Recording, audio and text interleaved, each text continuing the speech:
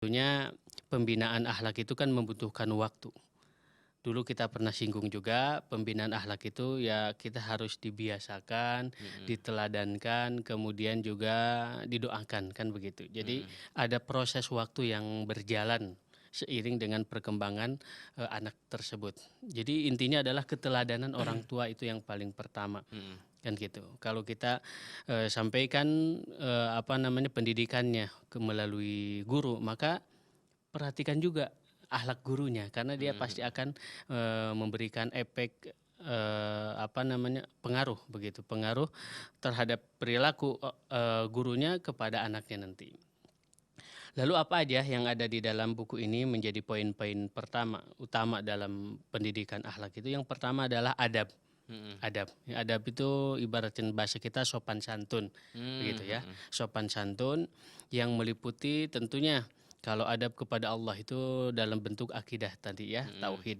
Kemudian yang disebutkan di sini adalah bagaimana mengajarkan adab itu yang diajarkan oleh Nabi SAW Oh, adalah pertama ada adab kepada orang tua. mhm. Nah, ini harus diajarkan Iya. ya, baik kepada orang tua yang mengandungnya, ya, yang Mhm. melahirkan dan mengasuhnya, kemudian orang yang tua dari anak tadi, Dari segi usia berarti ya lebih ya? tingkat usianya. Nah, karena kan terkadang anak-anak yang kita lihat Mhm, umpamanya mhm. apalagi sekarang dia nggak memperdulikan orang yang di atasnya, Iya, mhm. orang lain kan. Kemudian dalam segi apa ini adab kepada orang tua? Tentunya pertama kita ajarkan dari aspek berbicara. Jadi berbicara punya adab kepada kedua orang tua, Mhm, kan gitu. Makanya dalam Al-Qur'an perkataan nah gitu ini bahasanya kan, mhm. itu tidak boleh, kan begitu. Apalagi menentang, memukul, apalagi itu lebih daripada itu dimulai dari perkataan. Maka ini perkataan jangan sampai menyakiti kata-katanya Mhm. kepada kedua orang tua.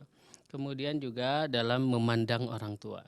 Oh, jangan sampai melotot, kemudian Mhm, dengan pandangan yang sinis dan tajam, kan begitu. Dan ini yang diajarkan kepada anak kita. Kemudian yang kedua yang ditekankan dalam buku ini, banyak sebetulnya adab-adab itu kan, mhm, hanya saja ditekankan dalam buku ini tentang mendidik bersama Nabi itu adalah adab terhadap ulama. mhm, mhm. Eh, Kalau kita juga nanti turunannya adab kepada guru Kepada guru yang ya? mengajarkan gitu. Mhm, Kenapa? Karena dengan adab inilah kita mendapatkan keberkahan ilmu. Kemudian dengan adab inilah guru-guru gitu akan mengajarkan kepada kita. mhm, Kemudian mendoakan kita. Betapa banyak orang yang senang dengan perilaku akhlaknya yang baik itu walaupun kecerdasannya di bawah rata-rata paman. mhm, mhm, Nah, mhm. tetapi guru akan senang karena orang ini baik. Walaupun agak lama untuk kita mengajarkan, menghafal, untuk belajar sama itu. Tapi guru atau kita katakan mereka yang mengajarkan kepada kita itu akan senang. Masih tetap senang, bersabar. Iya. Ketimbang walaupun dia cerdas, umpama di atas rata-rata. Tapi kalau bandel dan tidak punya adab, itu Mhm, biasanya akan respon dari guru umpamanya itu mhm, barangkali sudah tidak suka, mhm.